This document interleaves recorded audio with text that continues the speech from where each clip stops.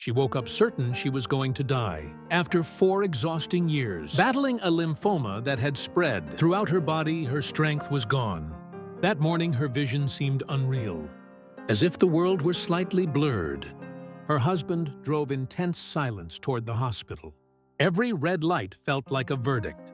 When they arrived, the oncologist's expression said it all. 2 late organs failing. Lungs filled with fluid lesions on the skin. Tumors growing like lemons along the lymphatic system. She won't make it through the night, they said. But what no one expected was that, right there, between machines and grim prognosis, the most alive part of her story was about to begin. Welcome to the channel here. We share real stories of people who touched the edge between life and death. Stories that raise questions science still can't answer, and yet have the power to transform your life. Right now, if this kind of story intrigues you, hit that like button and stay until the end. Because today, there's a turning point no one sees coming, and it may just change the way you see healing forever. Lying in a coma, she describes suddenly being free of pain. It wasn't an escape. It was as if another form of perception had taken over. Without her 5 senses, she still knew exactly what was happening around her. The doctor's conversations, her husband's silent despair, the clinical choreography of tubes and monitors. As she arose, as she calls it, the feeling was expansion. The body below seemed far too small to contain. The consciousness that was widening, and along with this expansion came a presence, a love without conditions. So complete, it needed no proof of worthiness. How to explain it? She says it wasn't a place. It was a state in that state. She saw her father, who had died years earlier, and also her best friend lost to cancer. There were no words, only a kind of direct communication through pure emotion. And with this clarity came a painful and liberating understanding. For years, she had lived trying to fit into other people's molds. The small denials of herself, repeated again and again, had come with a cost. No, it wasn't her fault, but it was as though constant fear and continuous self-betrayal had shrunk her life. And where life shrinks, something withers. She speaks of a great woven fabric of existence. Life wasn't a straight line, but an intricate design, each thread being people.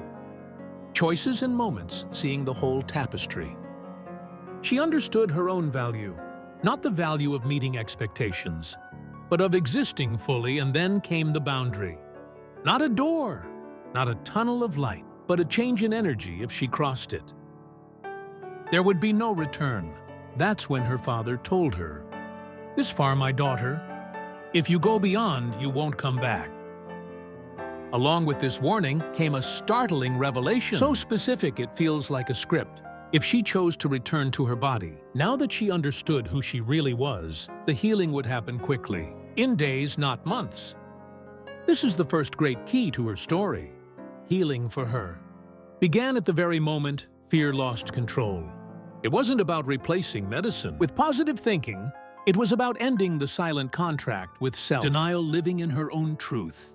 That was the medicine she now understood was essential, along with whatever the doctors could offer. On this side, when she reopened her eyes later that next afternoon, the hospital room was the same, but she was not. There were still tubes, still machines, still numbers. But something began to happen that astonished the doctors. In just a few days, the tumors began to shrink so rapidly that the reports themselves had to record. No triumphalism, no Hollywood miracle.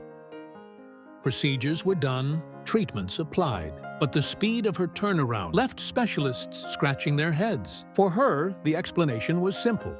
The self that returned was no longer the same. And if this story has already made you think, just imagine what's still to come.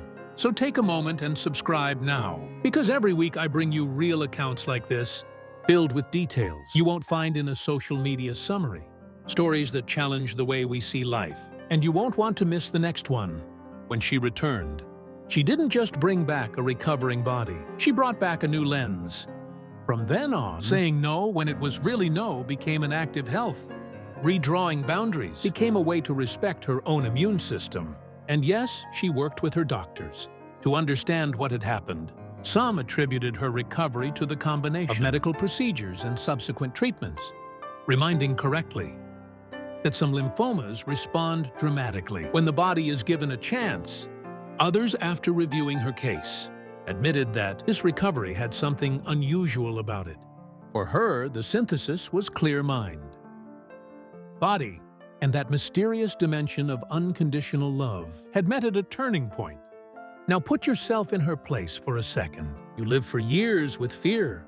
Fear of disappointing, fear of making mistakes, fear of having already failed, fear of the diagnosis, fear of the treatment, fear of pain, and suddenly you find a state where fear has no power.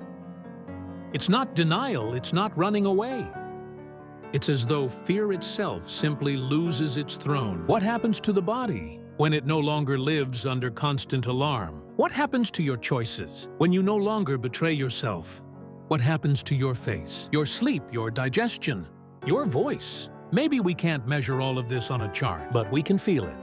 She also talks about returning to relationships, and anyone who thinks that after such an experience, everything turns into sunshine is mistaken. It didn't. Friends and family wanted the old version of her back. It was more comfortable for them, but the old her no longer existed.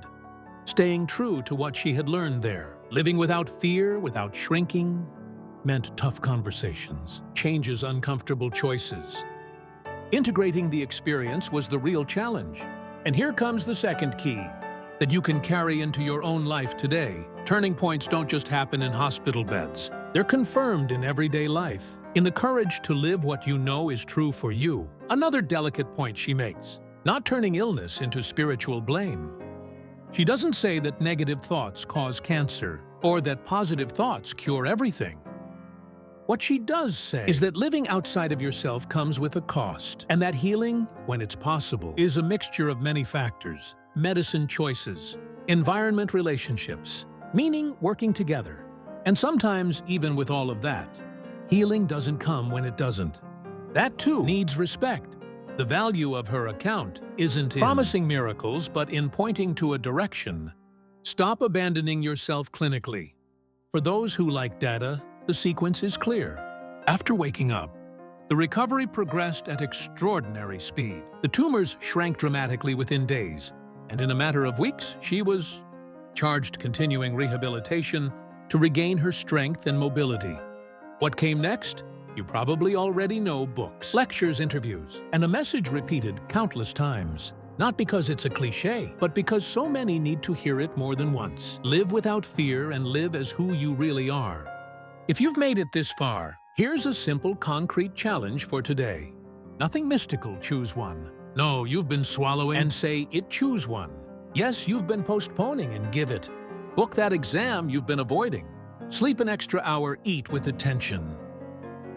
Call the person who lifts you up. Step back from the one who drains you. This doesn't cure everything, doesn't fix everything, but it sets the gears moving in the right direction. Sometimes change doesn't start with thunder and lightning. It begins with a small line you finally draw for yourself. And why do stories like hers strike us so deeply? Maybe because on some level, the phrase you see on our thumbnail always stirs a chill. We never really die, at least not the way we think. If there is something beyond, and if that beyond sometimes teaches us how to live better here, then it's worth listening closely, not to imitate, but to remember, to close. One last image she brought back from that dimension. An immense tapestry of colors that don't exist here. Life, with all its knots and flaws, isn't less beautiful because of them. The reverse side of the tapestry may look like a mess of tangled threads, but on the other side, it's art.